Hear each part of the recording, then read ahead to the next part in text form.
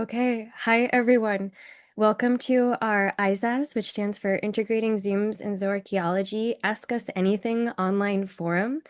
Today we're here to actually discuss questions that were collected previously and have room for more questions regarding ZooMS and Zooarchaeology, but particularly the integration of the disciplines. So I would start actually by introducing the organizational committee with myself. My name is Julia Gallo. I'm a postdoctoral researcher at the Collège de France in Paris. My name is Raya Heikkilä and I'm a PhD student at the Collège de France in Paris. And hi, I'm Pauline Raymond, and I'm also a PhD student at the Collège de France in Paris. Thanks, team. Okay. All right, so many of you are familiar with zooarchaeology, but not everyone is. So what is it? Zooarchaeology is the study of animal remains. So usually it's bones and teeth, because that's what survives the best in a long time scale from archaeological sites to understand past human-animal environment relationships. So this includes reconstructing diets, hunting practices, domestication of animals, environmental conditions, and economic or symbolic or religious uses of animals in past societies. And a brief reminder of what is ZooMS, even though most of you are maybe familiar. ZooMS stands for Zooarchaeology by mass spectrometry, and it's a proteomic technique that identifies animal species by analyzing the collagen protein variations in the sequence preserved in the bones and other materials. So it's especially useful for highly fragmented and morphologically unidentifiable remains and has become a valuable tool in both archaeological and paleoecological research. So just as a brief introduction, before presenting the structure of the event, we wanted to emphasize that this online event is a follow-up of two in-person workshops that were organized in 2023 in the University of Kent and in 2024, last November in Paris, in Collège de France. And the idea of these workshops was to gather zooarchaeologists and Zoom specialists to discuss the best way to integrate both techniques in the study of different archaeological material. So during this event, we will have first a zooarchaeological focus. So we will address the zooarchaeologically based questions. Then we will discuss more the questions about zooms and proteomics in general. And then we will address the questions about the integration of the two different methods and techniques. If we have time left at the end of each session, we will be open for discussions that you can, questions that you can ask in the chat, or you can also raise your hand to ask a question. And then even if we don't have time, you can still ask a question in the chat and we will try to address it by replying it directly to you in the chat. And at the end of the event, we will also send you a feedback survey. It would be really nice if you could fulfill it and send it to us so we know who attended the event and if you liked it or not and what we can improve for future events like this. We wanted to actually introduce some of the data that we had collected previously when we were creating the event. For those who submitted questions, the majority are actually those pursuing higher education for their master's degree or a PhD student or PhD candidate, which is really exciting that we can address questions at that level. It's a really great time for project development. We have a lot of zooarchaeologists and archaeologists, which also makes sense. Um, I am quite proud to see some zooarchaeologists represented here today. And for me, the most interesting data that was collected is asking our participants if you had previously used ZooMS or were planning on it. And we are almost 50-50 actually, with participants who have integrated and have utilized ZooMS proteomic techniques before, and those that would or would be interested if they knew more. So we think it's a great opportunity for an event such as this. I would actually love to prompt our expert panel to introduce themselves now, and maybe we could start with Maria. Hi. Thank you so much for inviting me. I am currently doing my Marie Curie postdoctoral fellowship at the University of Turin, working in Beatrice de Marchi's lab. And I did as part of my PhD, I worked on developing one of the first databases that we have for ZooMS applications for birds. And so most recently in my postdoctoral work, I've been sort of working on expanding the databases for applying these techniques also for eggshells. Um, is there anything else I should say? It's perfect. Thank you.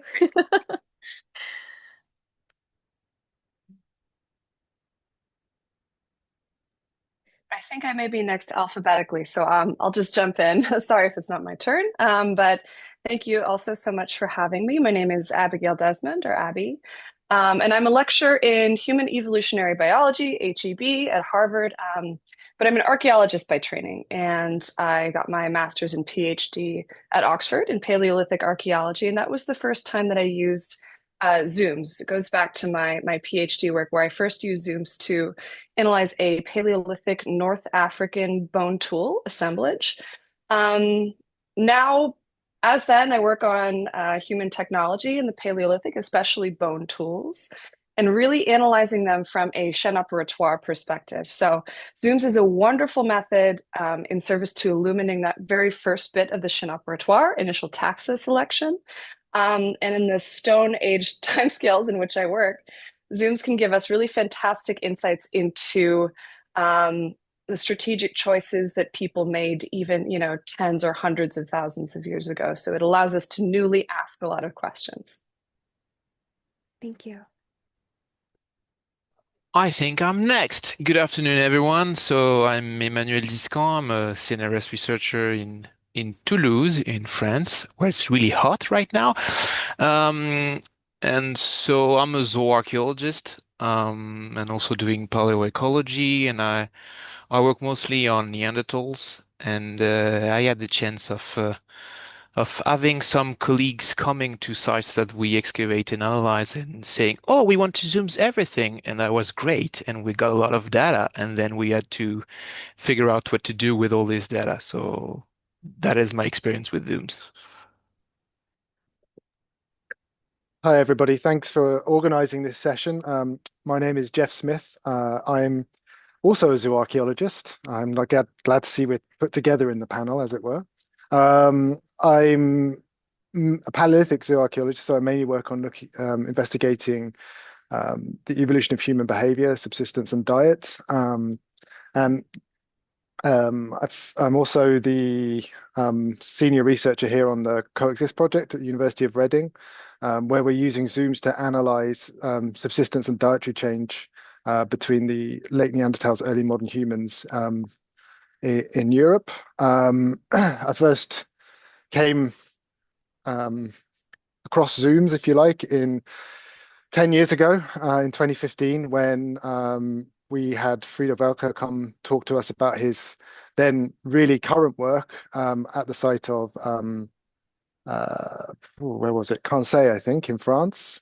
And since then, I've had ongoing collaborations with him using ZooMS to look at not just dietary and subsistence behavior, but to find new hominins and also look at the use of bone tools throughout the past. Hi, I'm Camilla Speller. I'm at the University of British Columbia in Vancouver. I guess I got introduced to ZooMS at the University of York when I was doing a Marie Curie there, and then started working on whales and now have expanded to a whole number of creatures. So we have an ancient DNA and proteins lab here in Vancouver.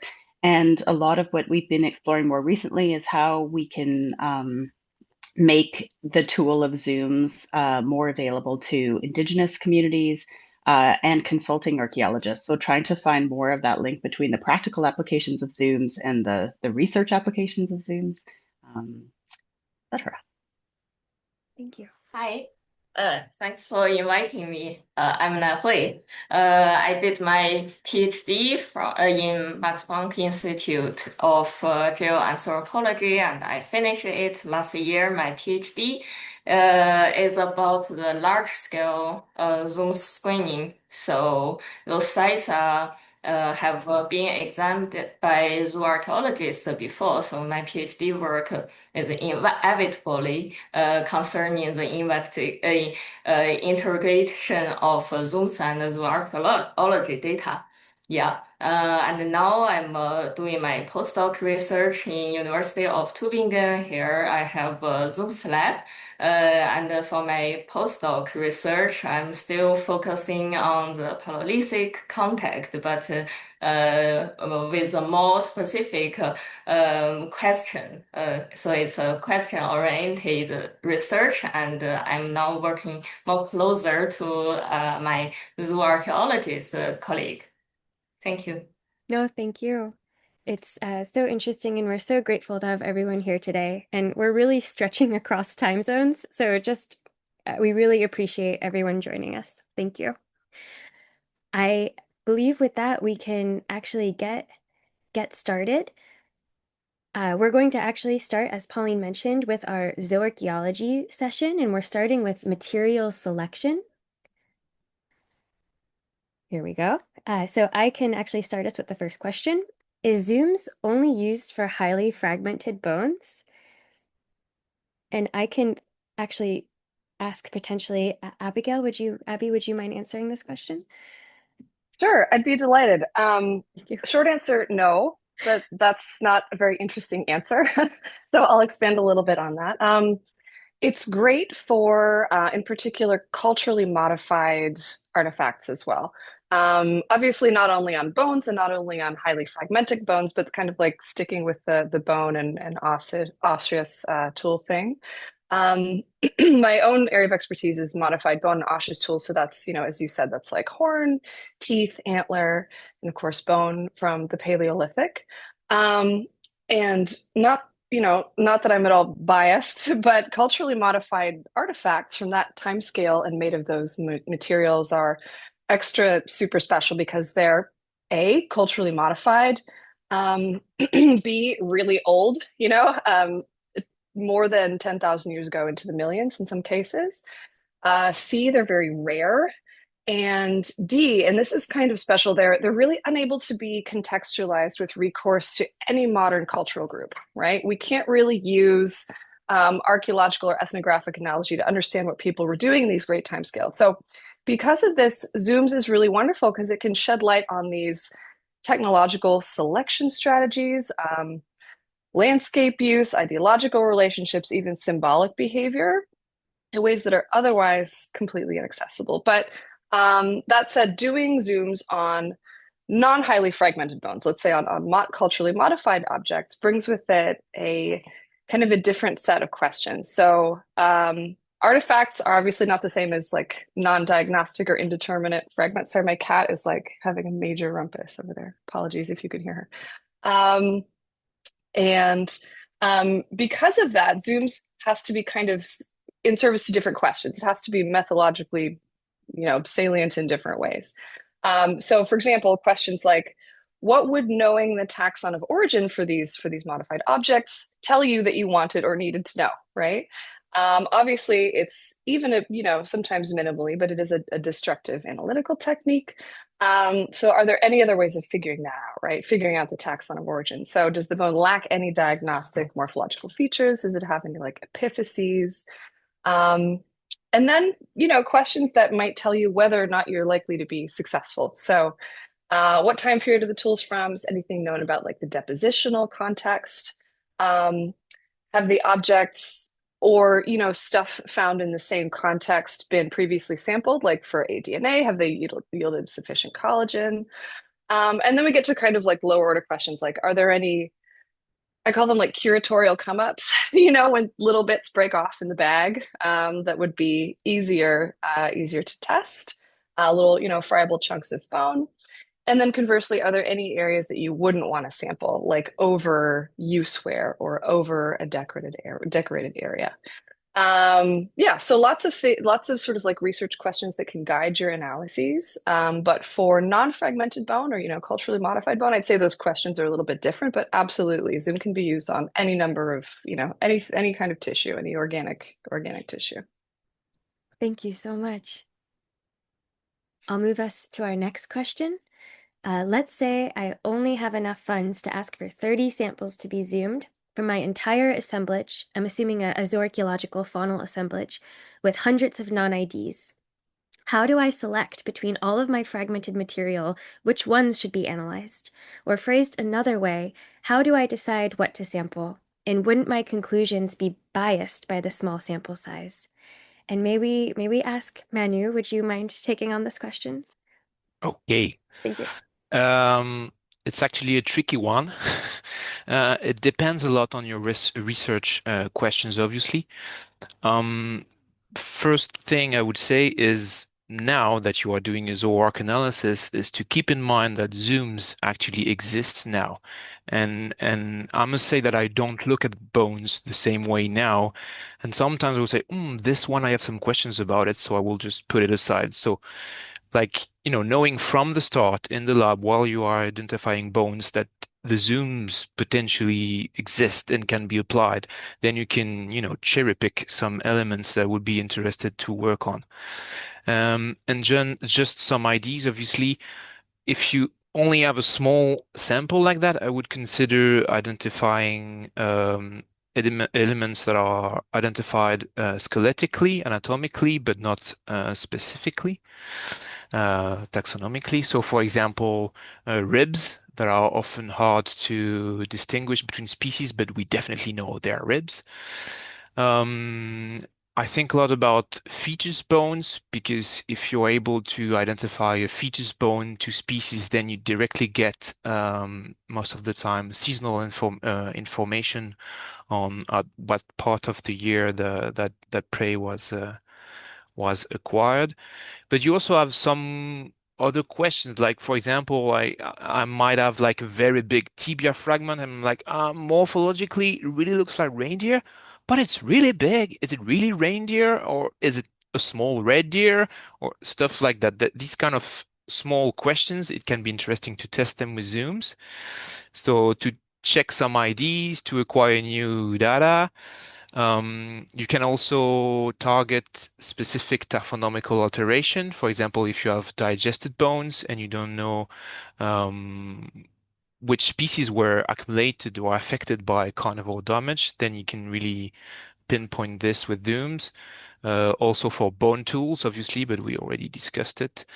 Because then if you have zooms identification on bone tools, then you can discuss stuff like the selection of tool blanks and whether people were just taking bone fragments randomly in the bone assemblage for example, use as a retoucher, or if they were really selecting specific species. And for the last part of that question, I would say obviously it will be biased in a way, or at least your interpretation will be altered. But actually, this is also why you're doing zooms. It's because you wanted to change something. So my point of view on that is you always do basically all your analysis without zooms and with the zooms data, and you see how it changes things, and then you have to discuss. And for example, for skeletal interpretation or representation, you have to kind of, use both morphological IDs and zooms IDs and see where you go from here. I actually have a category in my database that says rib who. So thank you so much. For our next question, is the application of zooms limited to taxonomic identification? And actually, Jeff, may I pass this question to you? Yeah, sure. So yes, zooms is primarily a taxonomic method of identification, looking at peptide masses. So as Manu has discussed previously, it can help us differentiate or potentially ask questions about what type of species were being used for certain artifacts or processed, etc. You can also through the ZooMS protocol, you can also generate information on deamidation, which is basically the decay of glutamine into glutamic acid, which is something we'll talk about, I think, a bit later on, which can give you an idea of things such as assemblage integrity from a qualitative point of view, see if you have some outliers or potential outliers within your assemblage. But primarily, ZooMS is taxonomic identification.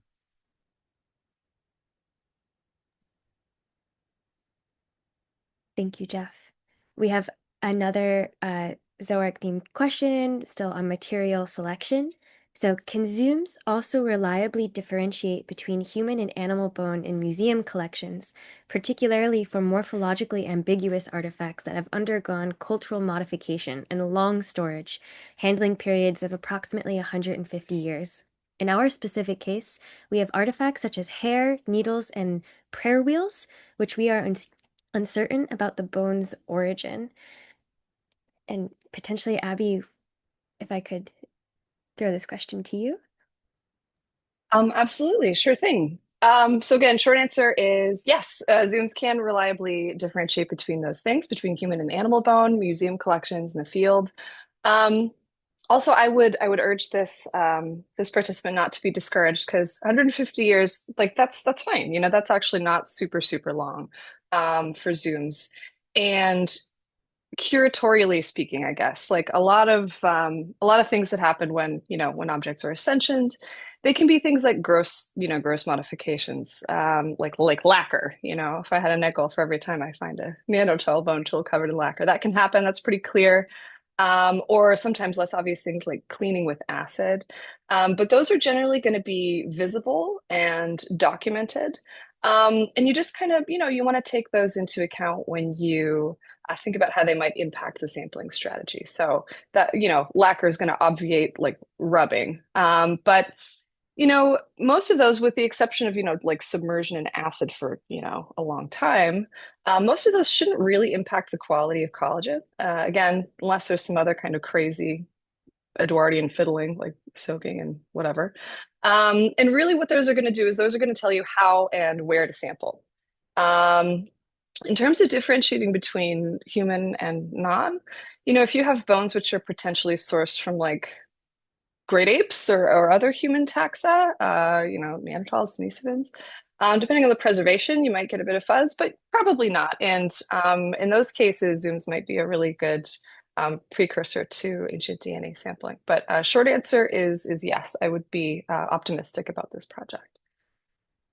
Thank you. All right, we're going to move forward into application for the last 10 minutes of our Zoarc session. And this question is actually for Jeff again.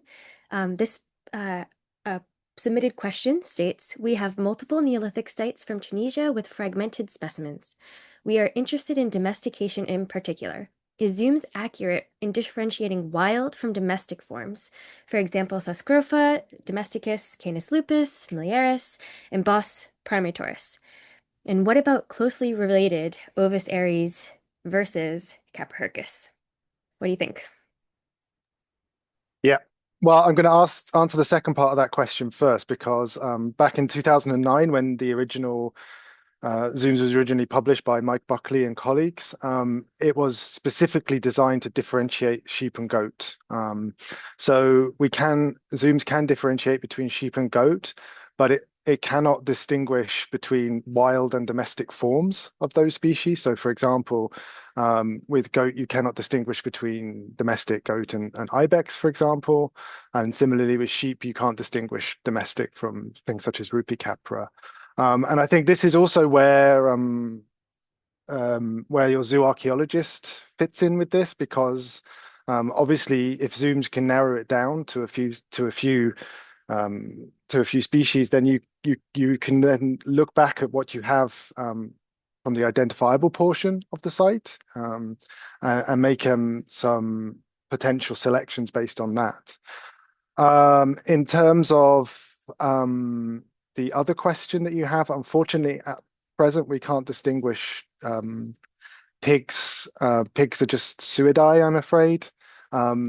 With canis, with dog or with wolf, they're all Canidae. We can distinguish red fox through zooms, and especially with the boss as well, with Primigenius and Taurus, we can't distinguish. That's also a problem, I think, as Manu and others will appreciate in Paleolithic times when we have boss or bison, we can't necessarily distinguish the two because obviously they will give us different paleoecological indicators. So zooms is a powerful tool, but there are obviously some restrictions in terms of what we can say species-wise. Thanks, Jeff. Our next question is actually going to be for both of our panel zooarchaeologists. Do you record any traditional zooarchaeological data on your ZooMS assemblage, measurements, taphonomy, etc.? And how do you use it to further your interpretations? So actually, this was just touched upon, Jeff. Do you want to go first, Manu? Okay, it's gonna be quick. No. Well, in a way, I not specifically because it's selected for zooms. If it is something, if it's a piece of bone that I will record as part of my zooarc analysis, my taphonomical analysis, then I will obviously record it. But if it's not because it has been selected for zooms analysis that I will include it in the taphonomical analysis and the zooarc analysis. And why? Because otherwise I would be too scared of really biasing, really, altering my numbers, for example, my percentage of cut marks or stuff like that. Because if I include a lot of small fragments, then it just basically my numbers I don't know how to interpret them because it's no longer the same sample. Thank you. I would start by saying this depends entirely on your research question at hand. If, for example, you're doing a project that is targeted specifically to look for invisible human remains, and you're selecting out certain pieces that could be human based on your understanding of bone morphology, there I would probably record less information except for things such as, bone type, potentially element, length, weight, that sort of thing, to have some idea for potentially future analyses. And there, I don't necessarily think that detailed taphonomic information is important. And obviously, if there's a cut mark and it turns out to be human, that's quite exciting. So you would obviously note that down, but I wouldn't go into more detail. If, on the other hand, and this is where really some of the work we're doing at Reading comes in, because like with ancient DNA, zooms generates 99.5% of the identifications it produces are animal remains. So in order for us to understand the patterns of the subsistence diet site formation, we really want to record taphonomy on material. And obviously, as Manu says, there are issues then with the integration, or not issues, there are discussions to have about the integration of that data. But I think for us to understand that sort of stuff, we need to have taphonomic information. Obviously, you can't necessarily go to the same depth that you can with zooarchaeology, recording, element, because morphological identifications, because by definition you're zooming them because you don't know what they are. But if we can try to understand, what these highly fragmented bones are, it can give us some insights into site formation and potentially dietary structures, and that's something that we're exploring further here at Reading. So with untargeted studies, I would perhaps record slightly more.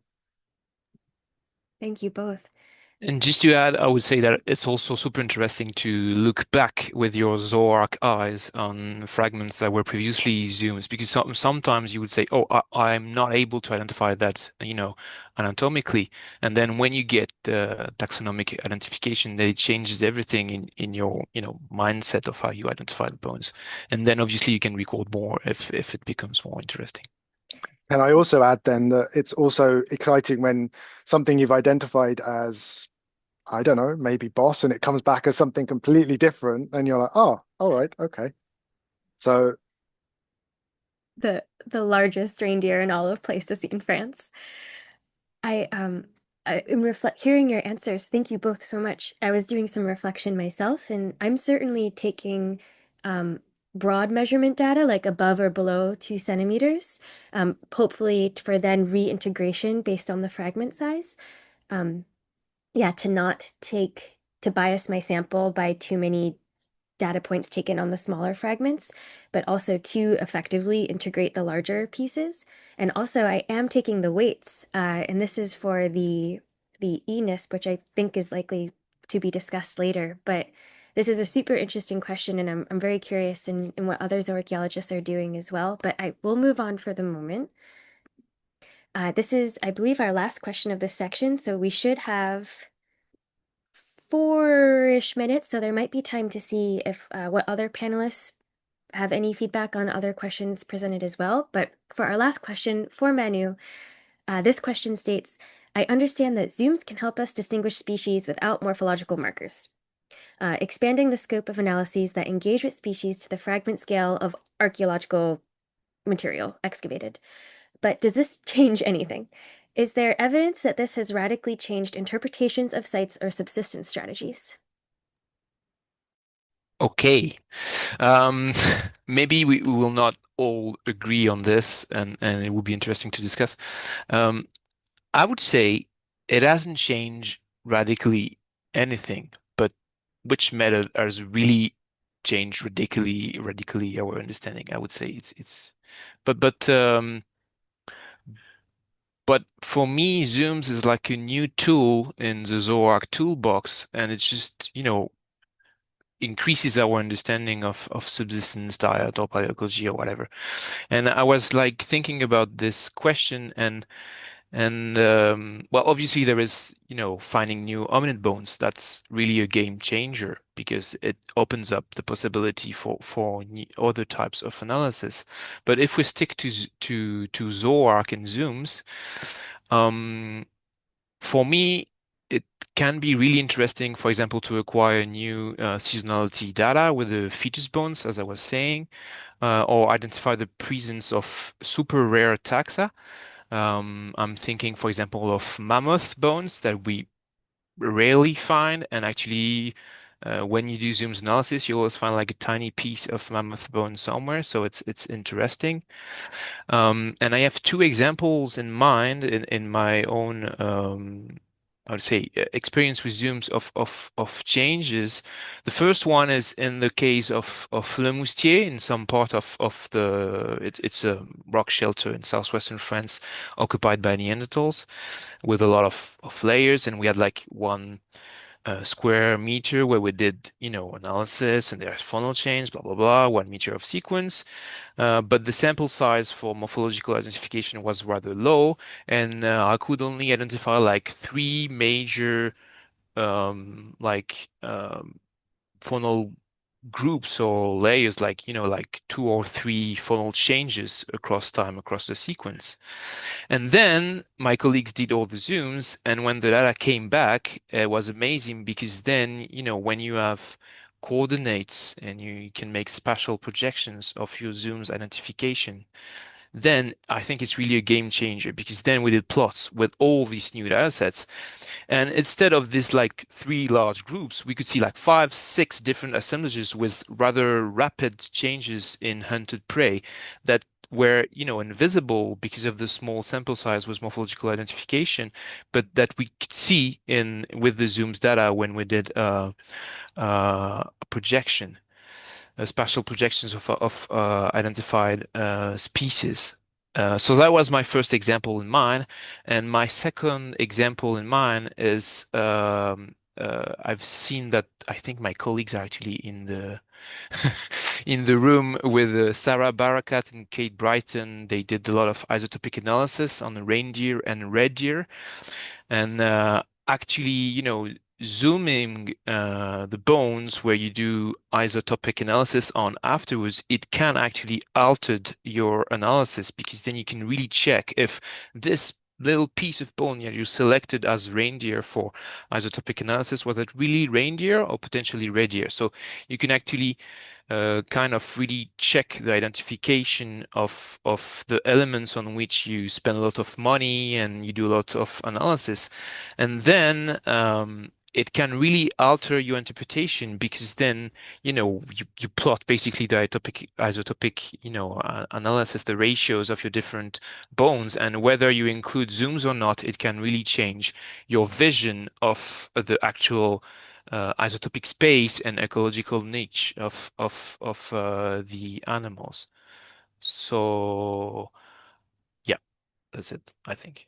But Thank maybe you. other panelists have other ideas or not.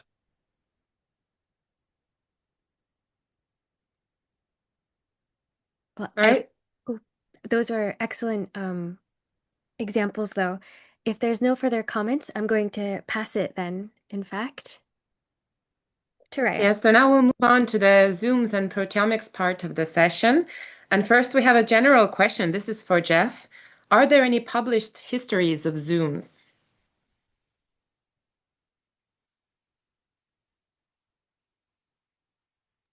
You're on mute, Jeff. Sorry.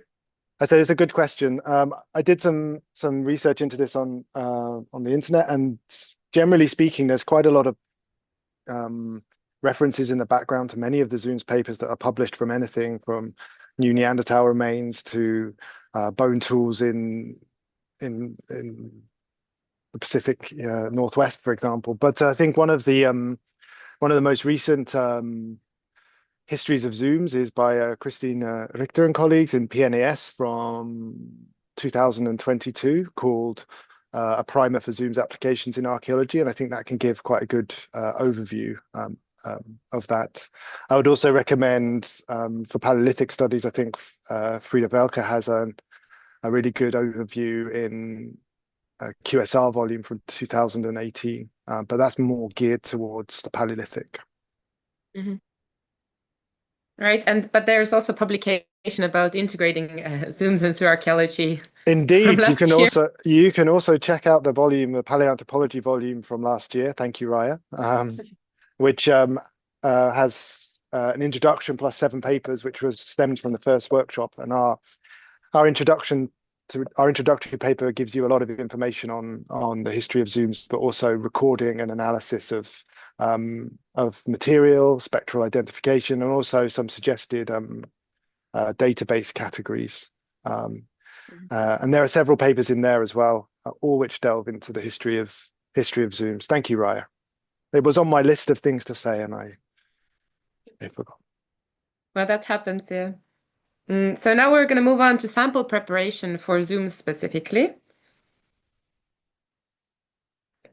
And this question will be for Maria. So when working with modern comparative specimens, is it necessary to sample bone, or can other animal parts like skins, feathers, eggshell maybe be used to create a comparative zoom signature for the archaeological samples? So I would say for this, it's not clear exactly from this question whether or not they're asking if it's possible to do zooms on things like skins and feathers, which I believe to some extent, potentially. But it's always really important to choose the type of sample that you're going to be analyzing. So you couldn't, for example, sample some skin to create a reference spectra and then compare that to bone.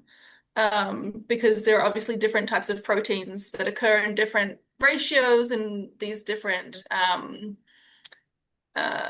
materials. And in bone, we're primarily looking at collagen, and skin can have some collagen as well, but there's also keratin, and feathers have a range of different types of proteins.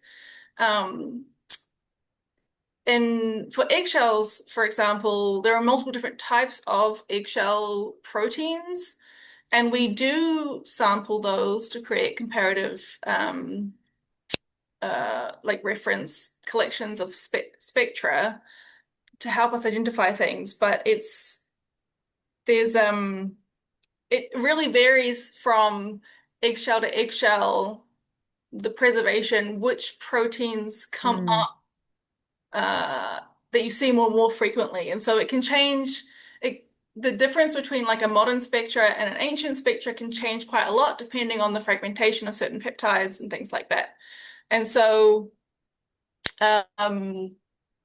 when you're building a modern comparative database, it's really important to understand what proteins you're going to be studying if you're not just working on bone, and look at the different ways they can fragment. And one other thing is, even for collagen, that some of my I've been working with creating reference databases based on just the protein sequences themselves extracted from genomic data. And even in collagen, we're finding that there is some individuals that seem to have slightly different variations in their sequences. And so it's really important to sample multiple comparative specimens, not just one, to make sure that you're getting an accurate signal. Yeah. Yeah. It's better to have the average then. Yeah. All right, thank you so much. So the next question is, can any bone or tooth be used? Are there any preferences, such as, for instance, axial or cortical tissue, minimum powder yields? And this question is, can I ask Camilla to answer? Yeah, I was thinking about this. A great question. I think as long as we're using dentin on the tooth, then that should be fine in any bone. And actually, for our lab, I don't know if it's like this for everyone else, but actually, like what we find most restrictive is trying to damage the modified object or the bone in the least amount of way. So usually, our sampling strategy doesn't have to do with like whether collagen is going to be preserved in that piece of cortical bone or cancellous bone or so on. But usually, we're doing our sampling to reduce the impact on the bone itself. So we usually are sampling from areas that are already broken or that don't have any sort of diagnostic information. The only thing that we are very conscious about is, of course, making sure that the bone isn't burnt or hasn't been, treated in some way that would destroy the collagen. So I think that is important when we do the sampling. And where possible, we actually prefer bone chunks to bone powder because we feel that it's much easier to control that demineralization process when you have a chunk. If you have a bone powder, then sometimes, like that process can go very quickly and it's hard to control. So I think those are the major concerns in our lab, and I think one of the most powerful parts of Zooms is that you don't actually need that much collagen or bone, and so you actually have a lot of flexibility in what you do sample, and so you can make those decisions about maintaining the integrity of the bone or doing minimally invasive methods and so on. So your attention can be on the structure of the original object rather than so much on the focus of recovering the biomolecule, like we might see in ancient DNA, for example. Thank you, Camilla. So the next question is, how big must the bone or tooth sample be to be viable for Zoom? So Camilla already gave her answer, but could I also ask Nei Hui? Yeah, it's an important question. So in our routine protocol, we say that you subsample a bone around 20 milligram. Usually that's enough. But if you know that your bone is extremely well preserved, you can definitely reduce this amount to 1 to 3 milligram. Yeah. Last year, my colleague told me they tried the bone powder, which is the remaining from isotopic analysis with only 1 milligram, and it's still zoomable. Yeah.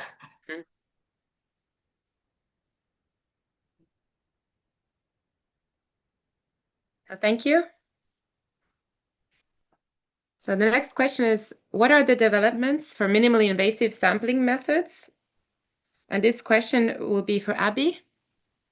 And also later, if we have time, other panelists can also add to this and how they do the work in their labs.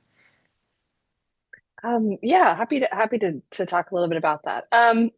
So there's kinds of ranges of, destructive analysis, like methodologically, and then in terms of like your sampling protocol. So methodologically, the least destructive would be the, non-destructive analysis of the collagen, the soluble collagen fraction without using acid.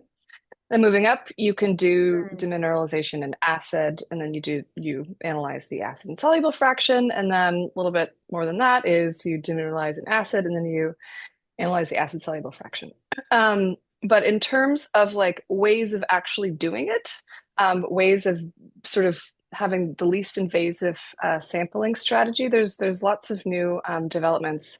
And I've used a lot Nahui's paper 2021, testing the efficacy and comparability of ZooMS protocols on archaeological bone, and then also Christine Rickerter's A Primer for ZooMS Application Archaeology for these. So those are wonderful resources. But yeah, in terms of how to actually do it, the least invasive is going to be, you can use polyvinyl chloride erasers. There's some work with polishing films like on the bone or tooth that have a little bit of grit in them. You can also use acetate films, ethylene vinyl acetate films. There's enzyme functionalized films, there's hydrogels, and those less invasive methods do have benefits. I mean, they're easier to do. You could do them, in the field. You can do them by non-specialists. There's no drilling involved. Obviously, they're less destructive. But downside is they have a chance of being less effective, especially on really older stuff, stuff that is less well preserved. You can, using those methods, you have a chance of getting, fewer diagnostic peaks and thereby getting a lower quality spectra, making an ID a little bit harder. So what's going to help you kind of choose your own adventure with respect to your sampling strategy is thinking about things like, where is this stuff from? If it's archaeological, what are the, depositional or taphonomic conditions that it was subject to? Wet and cold versus like super hot and dry, water transport, acidic soils. And then also, of course, when is the stuff from? How old is it? Then, going down the chain, what do we know about those sort of curatorial infelicities I talked about earlier, like overzealous washing, lacquer, and all that stuff? And those considerations are really going to help you choose which strategy is best. Because if you use a really minimally destructive sampling strategy, but then you don't get any yield, that's kind of a cost benefit analysis that you're going to want to build in, I think. Thank you. And do you have any recommendations? Do you think that people should be doing like small pilot studies, for instance, in the beginning to see which one works best? Because I think, the protocols that are published are generally, I would say, the destructive ones. So these minimally destructive ones are just kind of up and coming. If someone knows nothing and they just want to do ZooMS, would it be a good strategy maybe to do a small study first? Yeah. So a really great way to do it is, again, I work in Paleolithic time scale. So let's say you're excavating a Paleolithic site, right? And you have a lot of non-diagnostic bone chunks from a particular context. And you have like a couple bone tools from that context as well. If you first work on those non-diagnostic chunks to see if there's any collagen left in stuff, not just from that site and depositional condition, but from that particular stratigraphic context, that might be a really good clue. But it can also be a little tricky. I've had really wonderful results from worked bone, especially things like needles and awls. Because when you use a needle or an awl, it actually kind of like smooths over and homogenizes the cortical surface of the bone, making it really kind of like impermeable to stuff. It's like got sometimes this nice glossy invasive polish, which can actually cover the tool and like protect the internal part of the tool in ways that like super friable little chunks of this and that aren't going to. But it's something to take into account. So if you're not getting any collagen at all out of anything, if everything your context doesn't look burned but shows like it kind of comes up a little bit burned, you're probably not going to want to do a super invasive sample on a highly valuable culturally modified artifact from that context. All right, thank you so much. Sorry for adding the extra question, but I know that many people are interested in the sample size and how and what to sample. So we can move on to the next question now. So this is a long one. So this will be for Camilla. Brace yourself. In working with some upper Pleistocene samples, I noticed that dentin collagen appeared to show higher deamidation rates than bone collagen, even though both were processed using the same ZooMS protocol. Is there any known difference in collagen preservation or deamidation rates between dentin and bone? Are there publications that compare these two tissues, particularly using ZooMS or other proteomic methods? And more broadly, would you say that one tissue is considered more reliable than another for ZooMS sampling? Yeah, I was laughing when I got this question. I was like, oh God. Anyway, I did a little bit of research into it, and I'm going to try to keep my answer quite short because I'm really hoping that another panelist might jump in if they've had another experience. But essentially, like bone is vascularized and remodels through time and has lamellar bone, but dentin is avascular and doesn't remodel after formation. And so it was like my guess is that there could be something about this initial like collagen cross-linking and packing that might influence the different diagenic trajectories of the two tissues. But I couldn't find any paper that explicitly compared dentin with bone collagen in terms of deamidation. I found a bunch of things comparing like bone and other tissues or just looking at dentin, but I couldn't find anything that really made that explicit comparison. So I'd love it if my other panelists have seen something like that. I think it's a super interesting, like it deserves a deeper dive into it for sure, if nobody has already done this.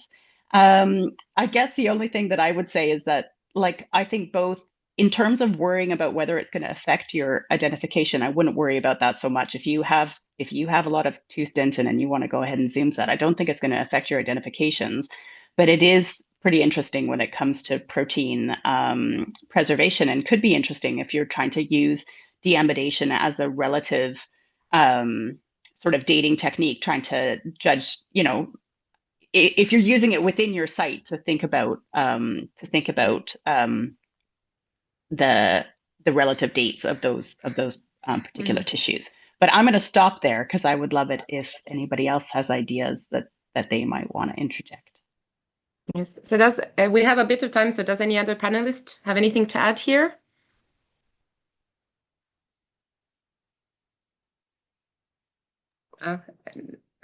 Yes, I think so. Nawe? Oh, hi. Yeah, from my experience, also I didn't notice the difference of deamidation between the dentin and the bone. And from the sample I processed, the deamidation can have a quite large range, even from the same layer. And if your sample or your data set is not very large, then I would suggest you to do some statistic effect evaluation on your observation. But your finding is definitely very interesting for me. And I see Jeff also has his hand up. Yeah, just really to emphasize what Camilla and also Nahu has also already said is that I think the deamidation is very site specific, and I think I know there are applications where people have tried to look at this in terms of a kind of chronological marker across sites, but I think it's one of those things that's very, very site specific. And I know that with work we've done, we've looked at whether there's any a couple of sites, whether there's any link between the physical preservation in terms of zooarchaeological preservation and deamidation, and there doesn't appear to be any link in that sense, in terms of that you have stuff that's really badly preserved that has potentially higher glutamine preservation than something that's better preserved. It seems to be quite varied within a site or a layer, as he said. So I think it's one of those things that needs a little bit more investigation, but can be an interesting marker, I guess, in terms of looking at whether there are outliers potentially. All right, thank you, everyone. So I hope this answered the question, and then we'll have one last one from this section. Oh, sorry, we're moving on to the next. Have there been any experiments using the AMBIC method in which bone tools were only partially submerged in the solution during sampling and incubation? Additionally, is it possible to carry out the incubation at a lower temperature, as it would be difficult to incubate the larger sample? And what impact would that have on the collagen? So this question is also for Camilla. No, sorry, Abby. Sure. Yeah, I'm happy to speak to this. And I want to give credit where credit is due. I got in touch with my interlocutor, Dr. Richter, at Texas A&M. She helped me, develop this answer. So in short, yes, there are people who have used the AMBIC method that's, the ammonium bicarbonate on bone tools, but there are some things to think about before doing that. First, sort of like curatorially, I guess, like how fragile is the thing that you're doing it to? Will soaking and drying it pose issues for integrity? Like are little bits already kind of flaking off? That's something you really want to think about. And the second thing is thinking about the downstream tests that you want to do. So are there any other analyses planned for the object that AMBEC might impact? So like, do you want to do radiocarbon on it? Do you want to do small molecular aDNA or whatever? You're going to want to get that stuff out of the way first. Three, thinking about the level of preservation of the object in the first place. Because AMBIC it's the least effective method, least effective extraction method. And there's lots of things that might make it completely ineffective because it requires lots of mobile collagen, which is by definition the first collagen that's degraded. So, will this work generally? And then thinking about what possible species are involved. So this is again from Christine, not me. You'd have to talk to her about this, but apparently some taxonomic groups are better or worse due to the way that the bones actually form. And then finally, kind of like logistical considerations, right? Can you get the object that you are working with? Where is it? Would you have to import it or export it or borrow it from the museum to fully submerge it? And, obviously this also comes to other considerations like the size. Can it be reasonably submerged and then dried? So she would suggest using sampling sticks over AMBIC because there's a higher success rate for taking a piece and demineralizing it rather than using, or the higher success rate. And in terms of the temperature at which this is done, the temperature has to be sufficiently high to melt out the collagen, right? So it has to be above the temperature at which collagen melts. So technically you could go a little bit lower, but it's going to be proportionally a little bit less successful for the extraction. So yeah, it kind of, all of these are, there's no sort of like singular answer for any of this. It's possible, and submerging in AMBIC is useful, but probably for small subset of samples that meet those kind of like preservational and curatorial checkboxes.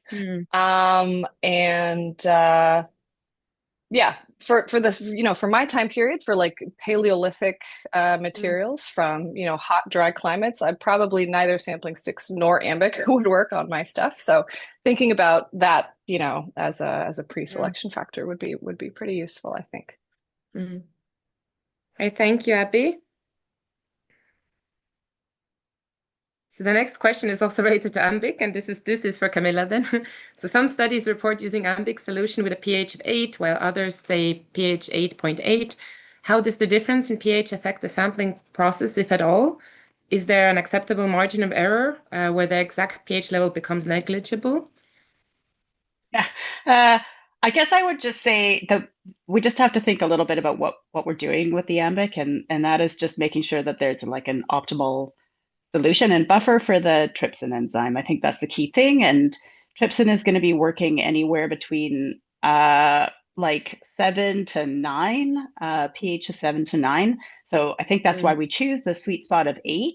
If your AMBIC is at 8.8, you're getting close to that 9 limit, and maybe trypsin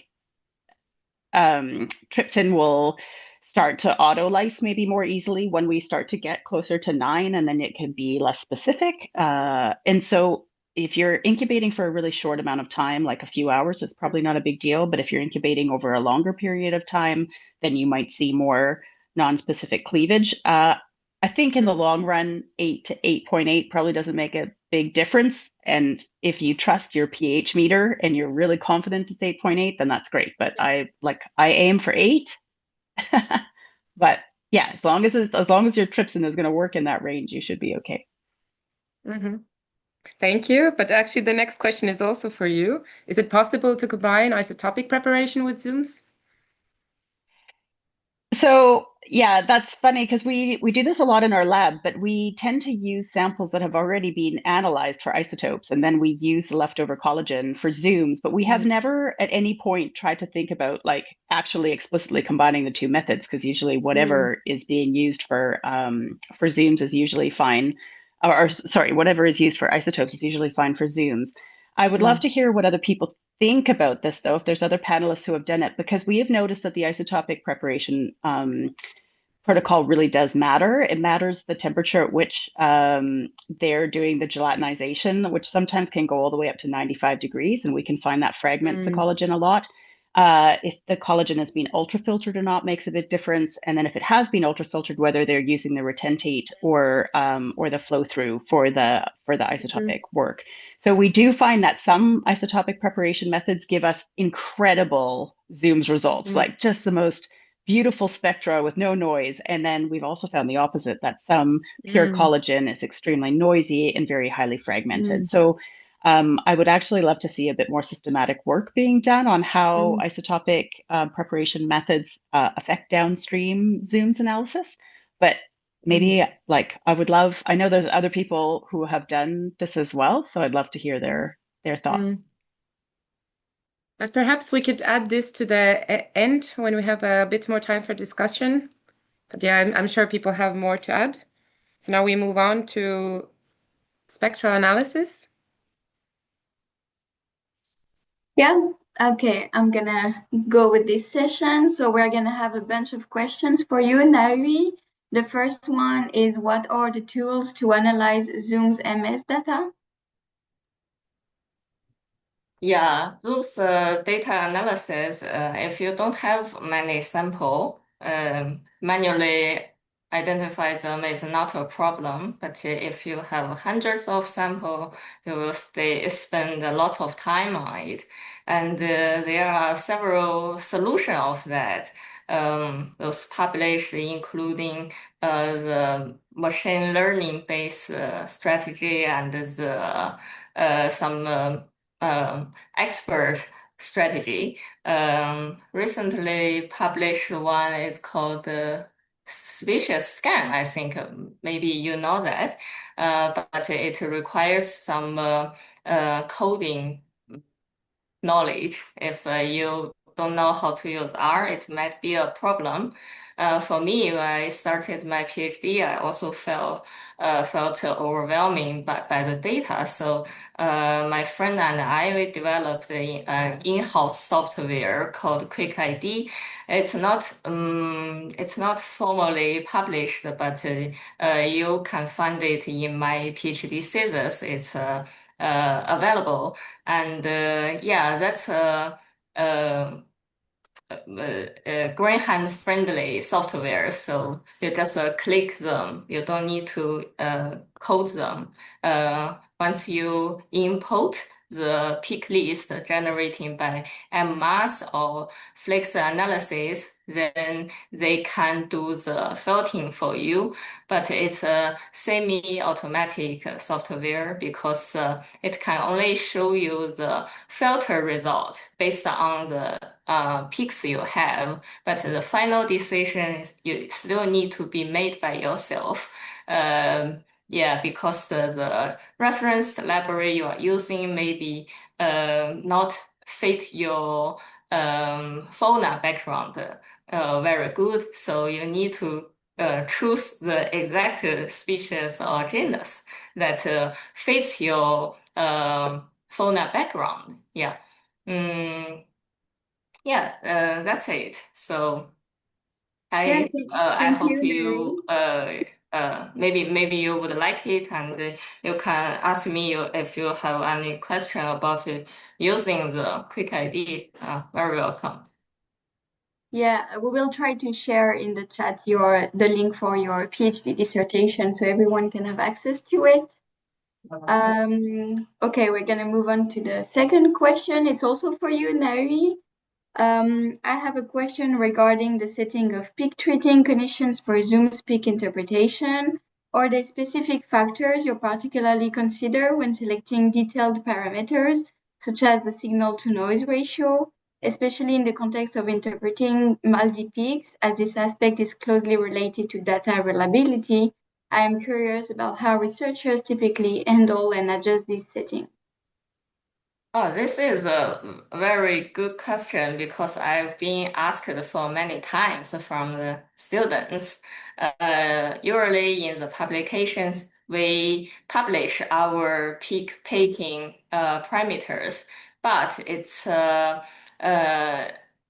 thing you say in the publication maybe not working on your data because it's depending on what sample you have, how good the preservation are, and even what machine you are using. Are they old or they are quite young and functioning well? So I also prepared two slides for that. Is that possible? I share my screen. Definitely, Yes. Julia can, yeah.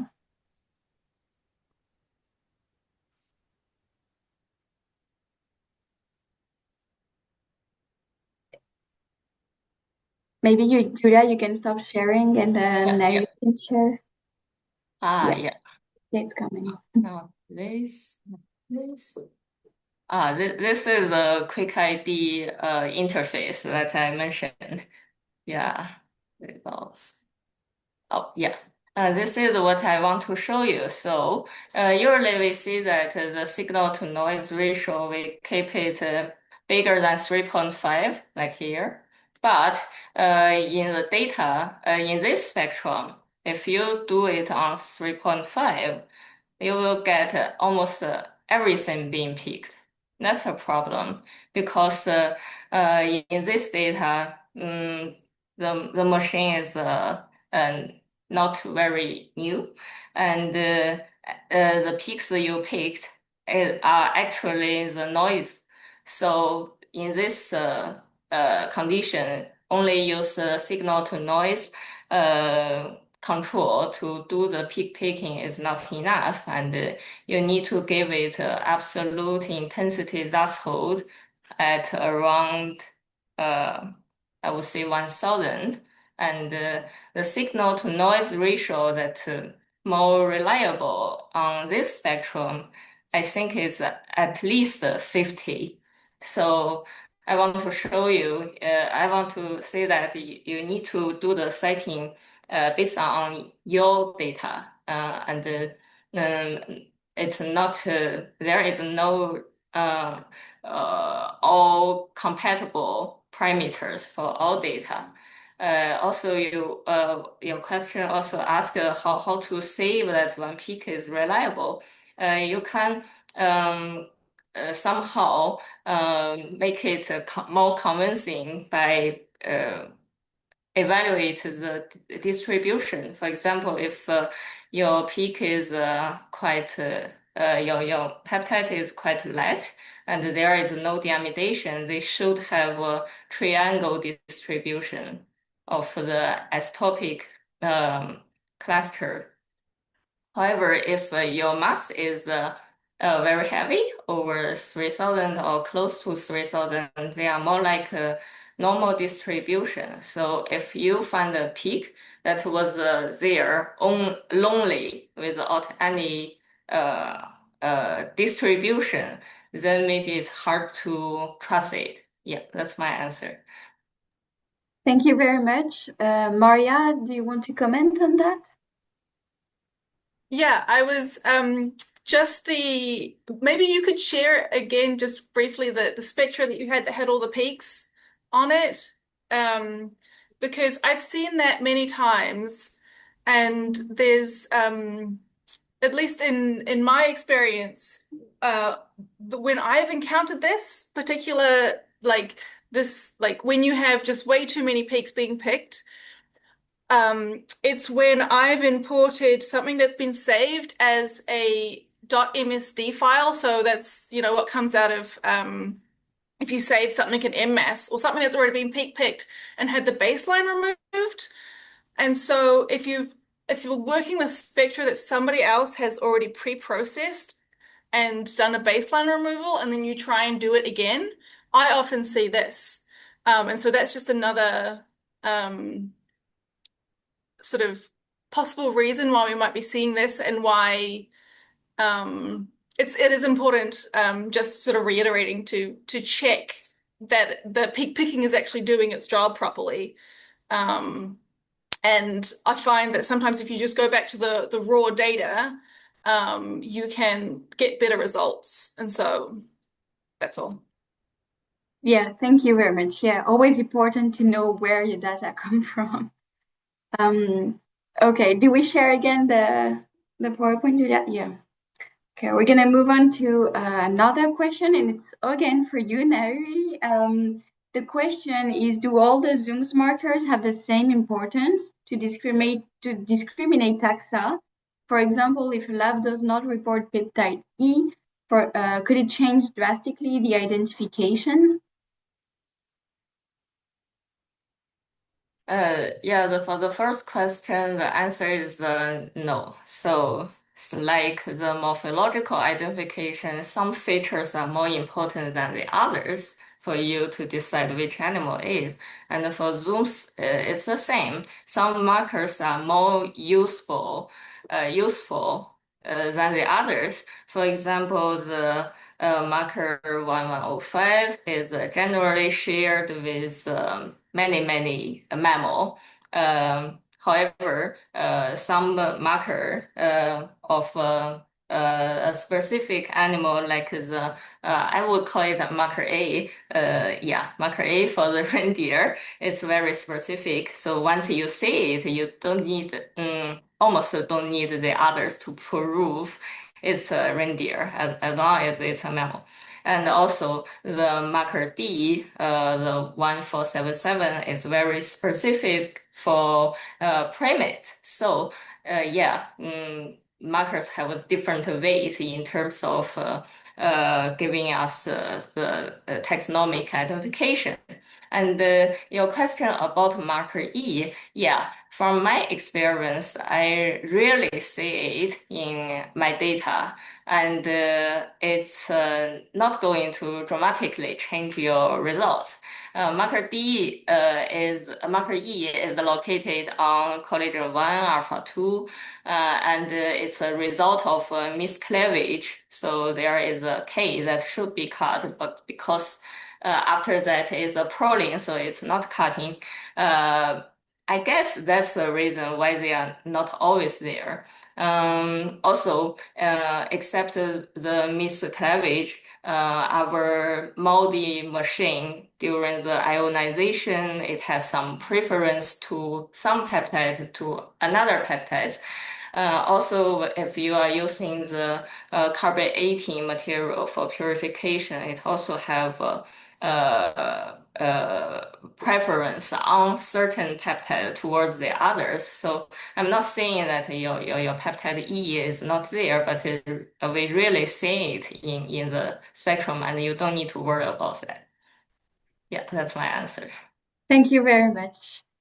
Okay, we keep going with the spectral analysis. The next question is, how can one tease apart contamination, such as the use of bone glues, from the signature of actual sample? Camila, could you answer that question? Yeah, that's actually it. I guess it really depends on the kind of glues that are being used on your object. So I've only run into this circumstance once, and this is with a set of whalebone tools that were excavated like in the early 1900s and then be treated with like some kind of cow collagen based glue. But the thing is, because you're working on whale bones and you know that they're going to be some kind of whale species, and then you come up with a cow signature, like seems pretty, like it was pretty obvious that there was a contamination problem. And in that case, what we ended up doing was like a double digestion method. So we initially soaked the sample, and then, tried to remove that surface level contamination.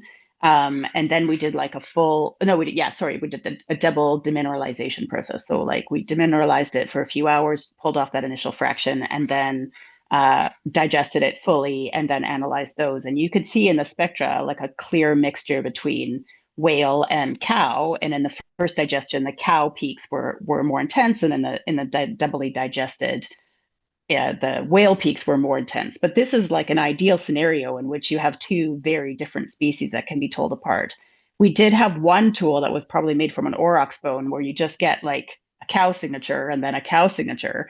And if that were the case, of course, you couldn't tell them apart. So I think we can work. I think there's a lot of like some more work to be done on seeing the best ways that we can actually potentially remove some of that contamination, like by using a double digestion method. But essentially, it's really going to boil down to like how different is your host species from the species of the glue.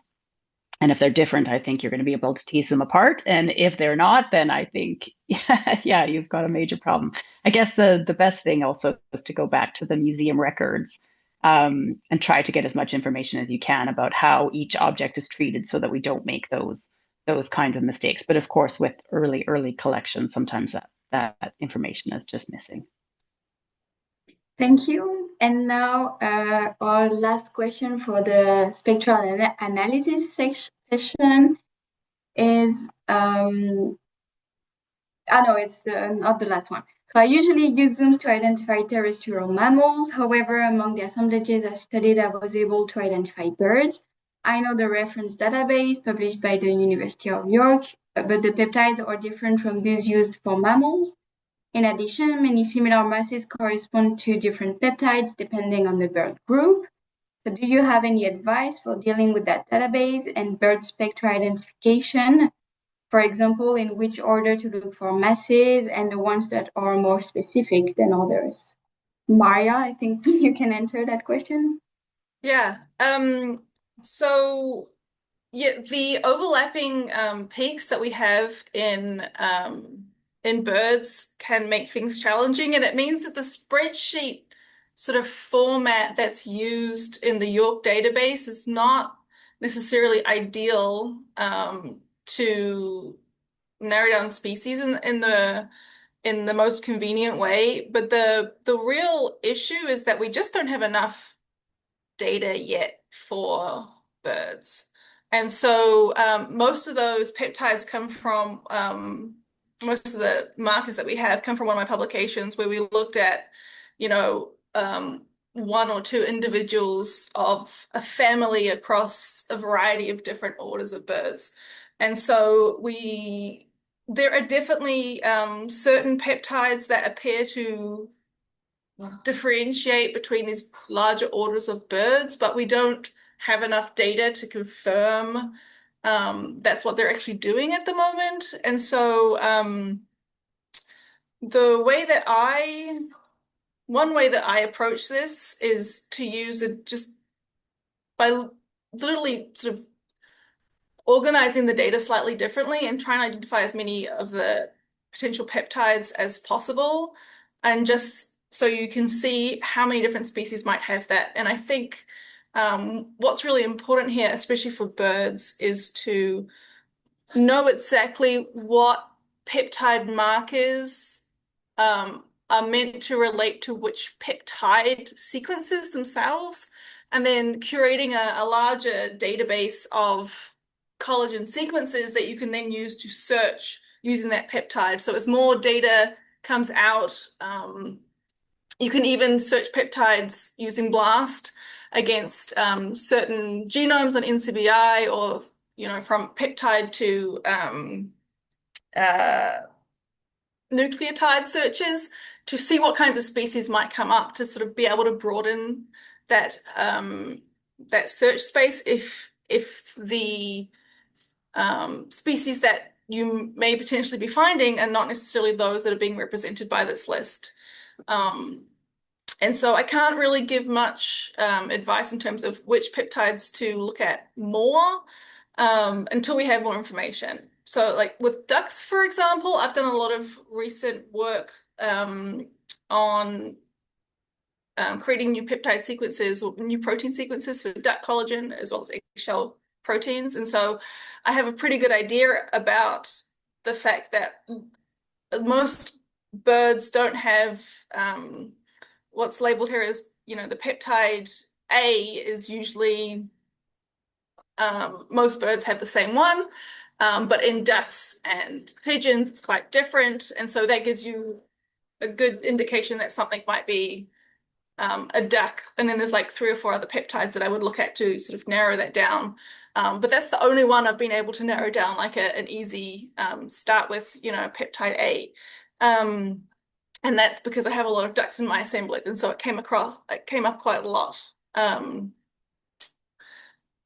But one thing, if there are a lot of birds, that I would suggest is to, assuming you're analyzing this you're analyzing these in M mass, is to put all the spectra that look the same together and then work on that group and try and identify that group to sort of like see what it matches the best, and then maybe you can go from there and find more specific information that might help you narrow stuff down. Yeah, but you have to look at all of the different peptides for that. And maybe I can just quickly share my screen. I have oh, my computer is. Am I still connected? Yes, yeah. Okay, good, because I can't see anything right now. My computer it's really hot here, and so my computer has been struggling. No. I have just given you abilities, so it could share if your computer wants to. See. Oh dear. Oh, I think I'm back. Okay. No. No, I'm not. Oh, I'm sorry. If potentially we can wait to the end of our integration session and see if that would be a better. Yeah, I would just wanted to show how like the table that I laid out my markers from that publication. It's the one that it's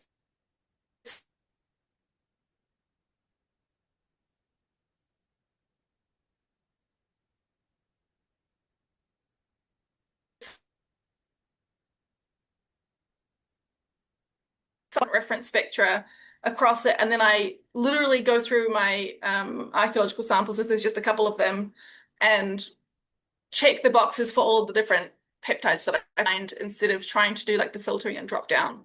So you can look at all of them at once.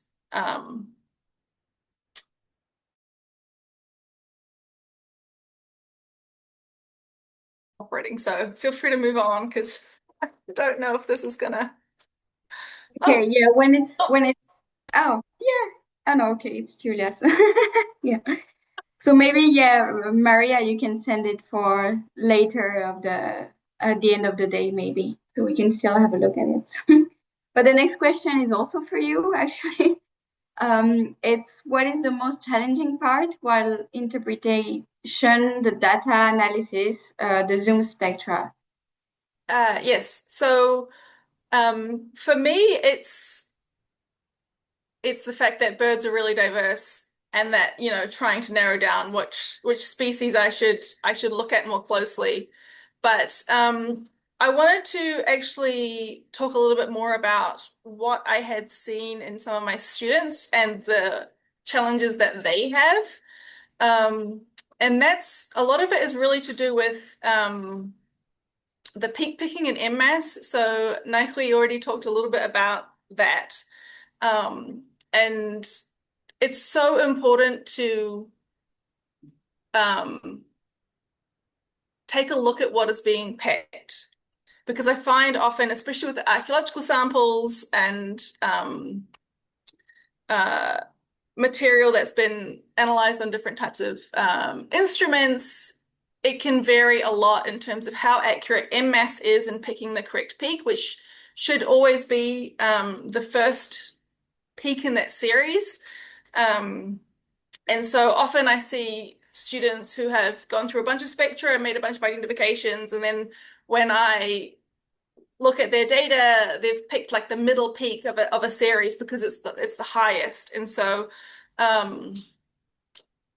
that's really common, especially in the higher ranges of the mass spectrum. Our instrument is not the best as well, and so it's a really common issue for us when we get really low peaks. They don't pick nicely, and you can manually pick those yourself, especially if you're just doing a quick check to try and narrow down the text that you might have. But the other issue comes from summing and averaging averaging the spectra. So often when you send your samples to the Moldy, you'll spot them in duplicate or triplicate, and so you'll have 2 or 3 different spectra to analyze.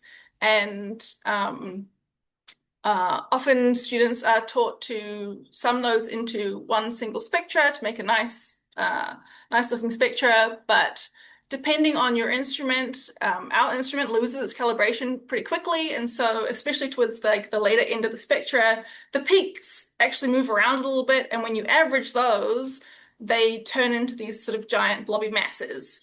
And so sometimes you need to, if you want to create like a really nice spectra, you have to calibrate them so they all line up nicely again. But my best advice for that is always just to use the raw .mzml files and work from those, or the .text files, and work from those, because then you don't have that issue that I was talking about again when you analyze something, you pick, you save it, and then if you try and pick it, you get all of these random peaks, and you don't have that issue of the actual peak location moving or being shifted because the mass distribution is getting all messed up from the summing. And so learning how to properly identify which peak is the correct peak in the spectra yourself is a really important part of the data analysis. Okay, thank you very much. Now we're going to move on to the last session of the ZooMS proteomic topic. It's questions about databases. So our first question is how are the ZooMS databases created and how can we expand them? We wanted to ask you again, Maria, if your input about it. Yeah. So there are 2 different types of ZooMS databases that I wanted to talk about. The first is databases of the proteins themselves, and I think this is really important to always go back to the peptides that you think that you're identifying in the multispectra, and having a solid understanding of what species are represented in those databases and how much variability there is in those particular peptides within a population. So you can download proteins, you can download collagen sequences from online servers like NCBI. You can create your own by annotating genomes. So hopefully we'll be publishing a pipeline to do that soon, to make that a little bit easier. But you can even go if you, for example, can't find a protein sequence for a particular species.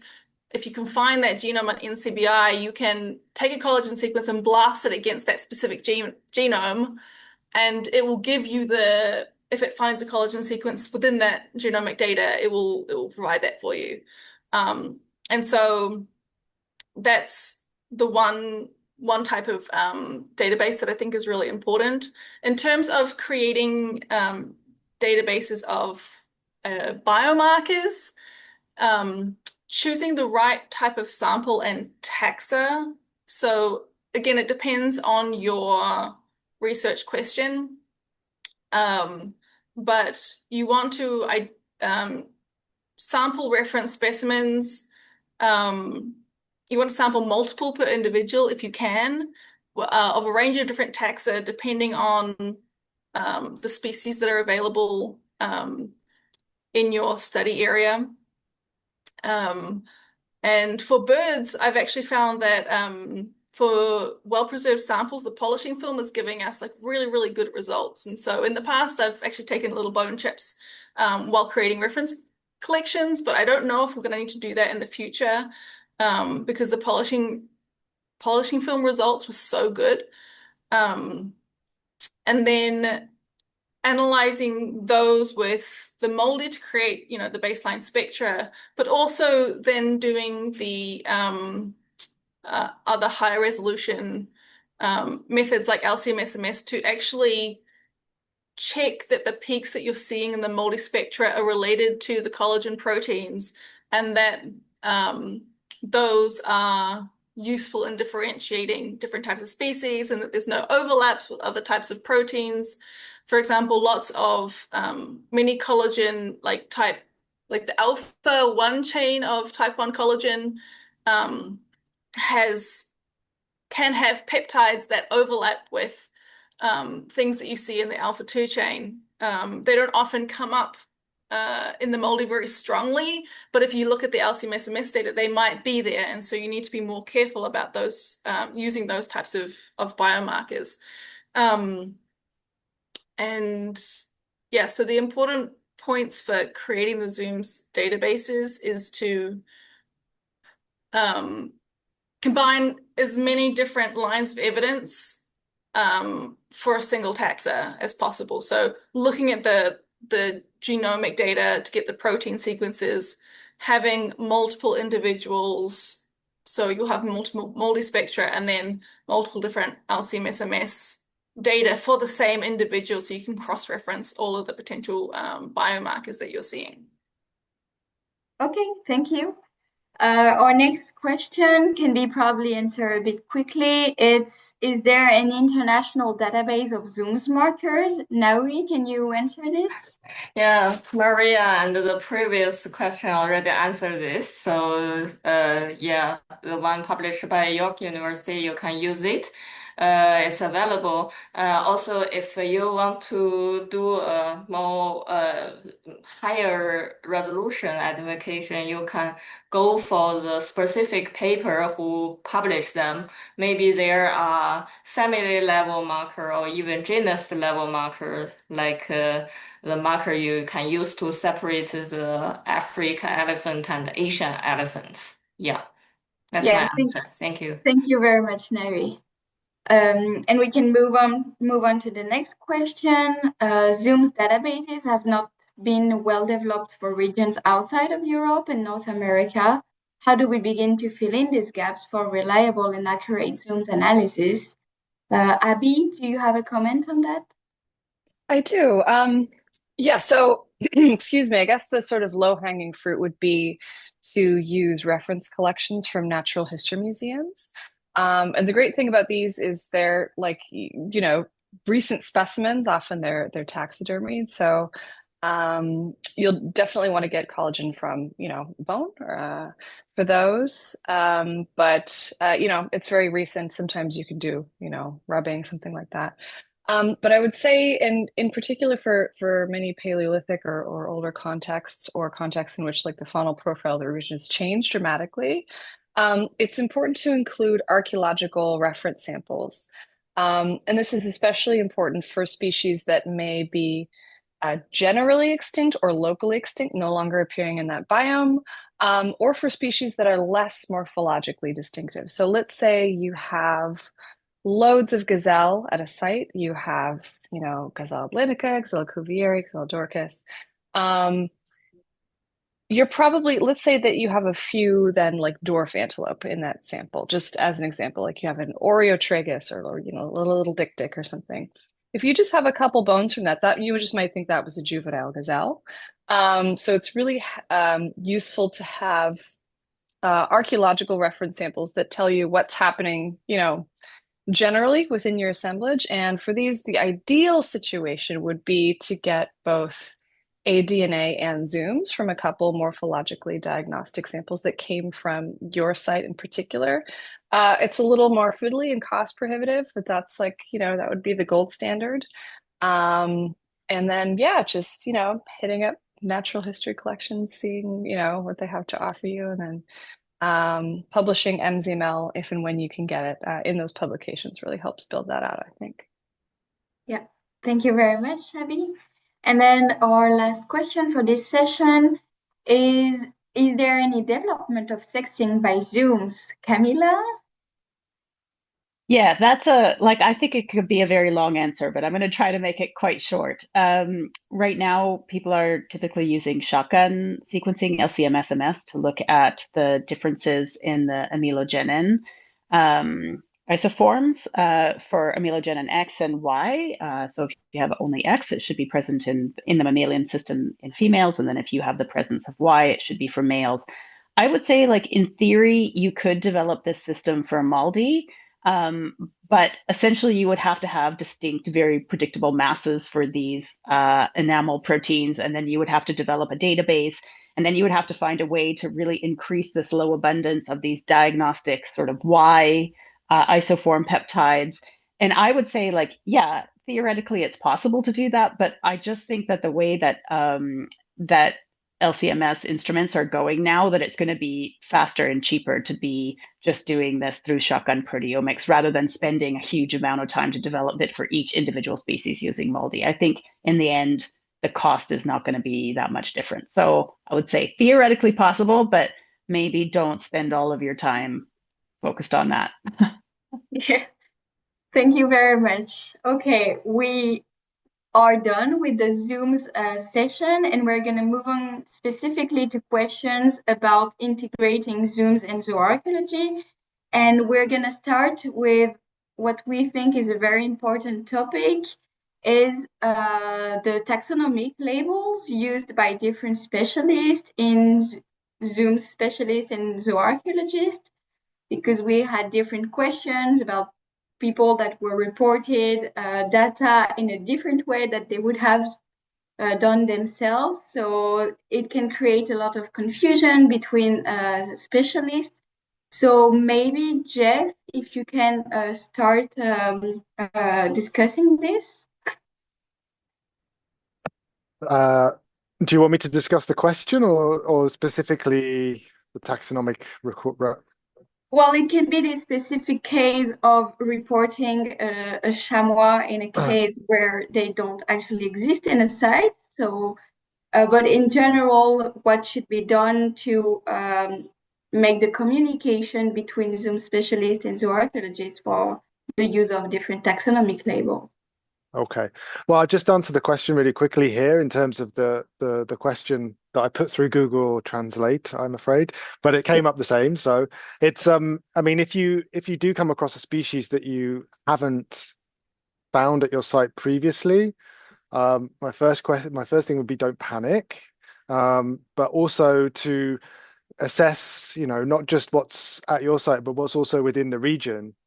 So it might be possible, for example, that you have this site somewhere, this species somewhere in the region. I recently did some zooms from a site in the UK which is about 120,000 years old, with another layer above it, and in that I got a sheep identification. So now I have to go back to the records and look through that to see what that possibly might be. In terms of taxonomic labels, I think it's important that we kind of distinguish the scales of identification in terms of what zooms and zooarchaeology can do. So with zooms, I think you will have heard in answer to previous questions that I gave that sometimes we can only provide family level identification. So for example, Canidae, Ursidae, for things such as wolf, Ursidae for the bears. And within that situation, that's where it's important then to have discussions about what species are present at your site, but also within the wider area. So I think it's important to report the zooms identification as it comes from the spectra that you have identified. And then the next stage on top of that is the interpretation of to what kind of species that can be. So for example, in the Paleolithic and with zooms, we can identify primates, which includes us, but it also includes gorillas, orangutans, chimpanzees, I believe. Now, obviously, if you're working in maybe in Central Africa or in Asia, then that could be, a range of things. But in the period I'm interested in, Middle Paleolithic Europe or Middle to Upper Paleolithic Europe, we're fairly certain that there aren't any other of the great apes in that situation, but we would still report it as a primate, sorry, and then we would say it's most likely this. The same with something like an elephant, right? That gets more complicated when you have the turnover of different types of elephant, but it's important to say this is what we identified. It could potentially be A, B, and C, and then the next stage would be at our site. We already have identified within the zooarchaeological things this, and this. So the likelihood is that it is this. And I'll just finish by moving on and saying if you want to get deeper into that, then I would think doing something.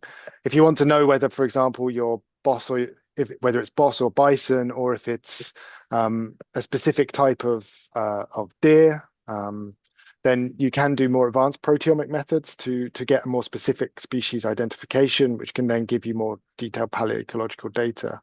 And that's particularly tricky with the cervids, where we can't distinguish through zooms things such as red deer, fallow deer, and then also things such as the Saiga antelope.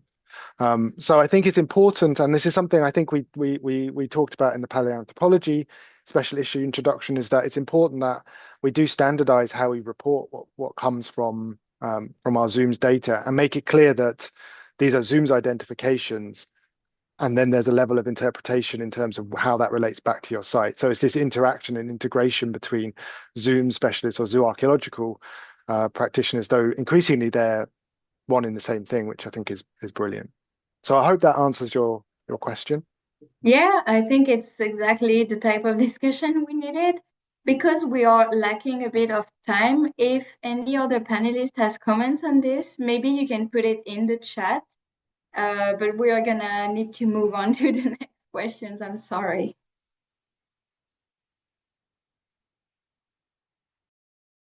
I can now bring us to our final 3 questions, which engages in the integration sphere, but specifically for quantitative zooarchaeology. And much as we can direct any further comments to our chat, also if any of our participants have questions, we are going to try to tie this up so we won't have time for open questions, but please use the chat, and those who are available can try our best to follow up and answer. But for one of our final questions, it states, what is the most challenging part for the interpretation on the data analysis side? Not analyzing the spectra, but the zooarchaeological application of this ZooMS data. And I can direct this question to Manu, in fact. Yeah, so I think the most challenging, is how do we integrate ZooMS identifications that are most of the time done on quite small fragments into the zooarc analysis. I would first make like a general comment that in zooarchaeology, there's been decades of, debate on how do we tackle all these biases that we have in identifications, because we are not able to identify specific elements of the skeletons in the same way, or specific species in the same way. And so it introduces a lot of biases. The thing is, because we've been working on these issues for decades, now we have a better understanding of where our biases are in zooarc. The thing is that ZooMS is basically like we have to reinterpret all these questions and start from the ground on that. So my first comment would be that it will introduce for sure bias in the taxonomic representation, and I am not sure that ZooMS identification are better than zooarc identification at picturing the amount of prey that were hunted, because depending on specific species, you could have different fragmentation, and then this fragmentation will become artificially, you will have a species that is more fragmented that will become super abundant through a ZooMS analysis, while it was not becoming, while to the opposite in the zooarc, it will decrease in its abundance because the fragments are smaller and it's harder to identify them morphologically. So, but I think the way to tackle this is really we have to find a way to always kind of do our interpretation with zooarc data and do our interpretation with zooarc plus ZooMS data set on one side and compare them. So yeah, and another challenge I think that will become more important as time goes on is that if we want to do rather, large scale synthesis comparing different sites on in a region, we will have some sites where we have only morphological identification and only zooarc identification and only zooarc studies, and other sites where we have a combined zooarc ZooMS approach, and potentially we will see strong differences like between these sites in a region.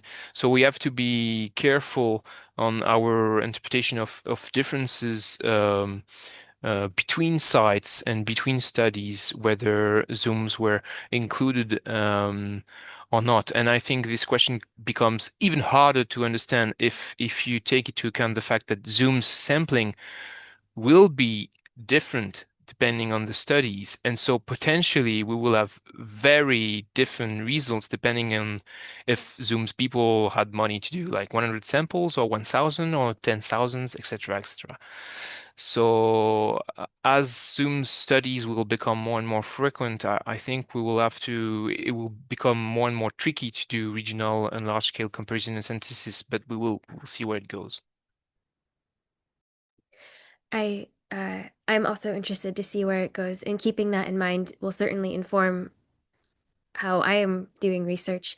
Hopefully, this will open opportunities for people to present things at future Integrating ZooMS and Zooarchaeology workshops in the future. For our final questions regarding diagenesis and taphonomy, Manu, I believe this one's also for you.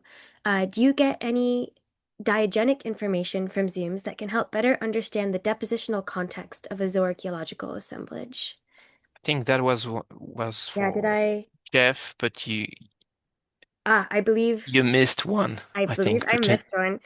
Um, so That was the heavily fragmented. How do we yes, integrate the heavily fragmented I'm gonna stuff? see if it's behind this slide. Nope, I missed a slide. Manu, do you mind speaking about how we could integrate ZooMS from heavily fragmented bones into quantitative zooarchaeology?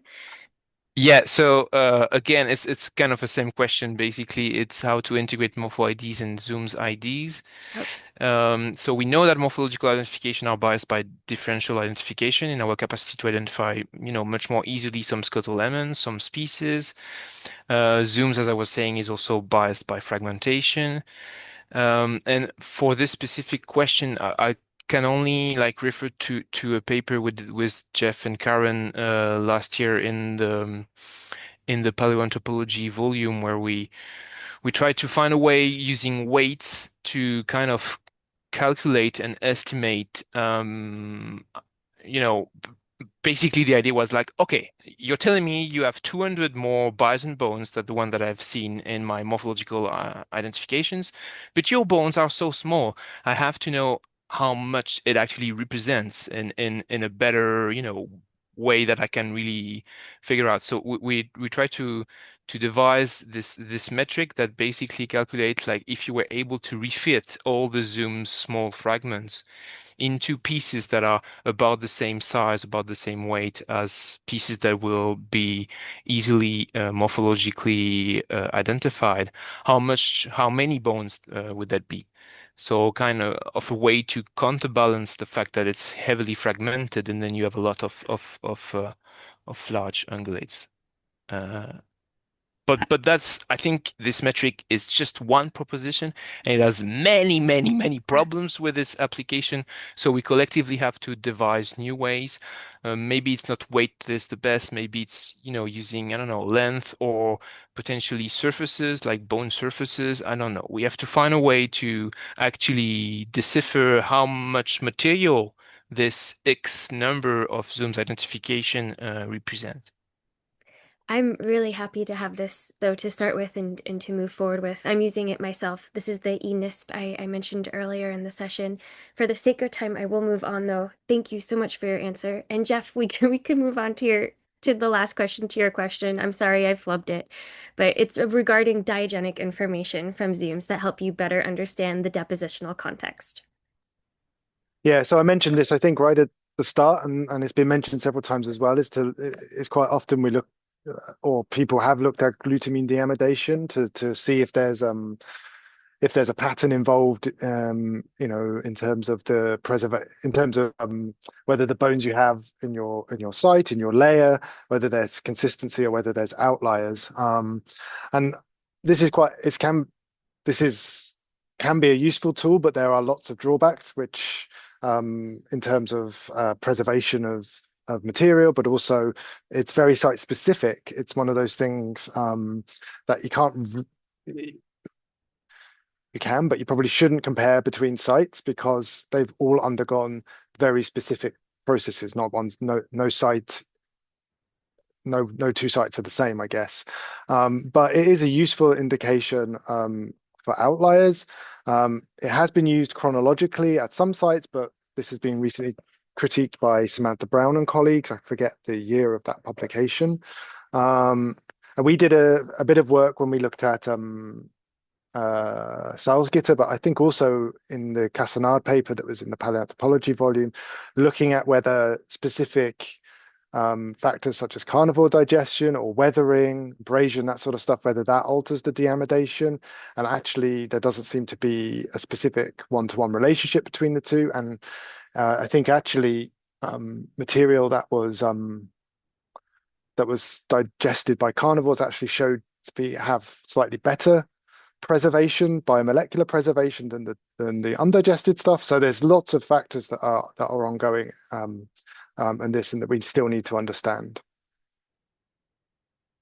Thank you. Room for lots of future research. And I actually don't see any open questions, so I will close our first Ask Us Anything event to a close. I will remind us that the survey link will be in the chat, and we would really appreciate if those who are remaining could help us fill out that so we could better understand how to improve in the future.